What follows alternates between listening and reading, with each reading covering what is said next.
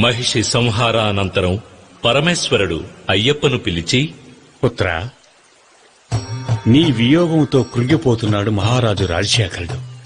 అతన్ని చేరుకుని ముక్తిని ప్రసాదించాలి. అలాగే నీలిమలలో శబరి అనే భక్తురాలు నీ దర్శనం కొరకు ఎదురుచూస్తోంది. ఆమెను అనుగ్రహించి మోక్షాన్ని ప్రసాదించడం నీ కర్తవ్యం. అలా చేస్తే ఆ భక్తురాలి గుర్తుగా ఆ కొండకు శబరిమల అనే పేరు వస్తుంది. అంతేకాదు, ఆ శబరిమల పైనే నీ ఆలయం నిర్మించబడుతుంది. ఆయుష్మాన్ భవ. మహిషముఖి దేహం నిర్జీవంగా ఉన్నప్పటికీ కొండలా పెరిగింది.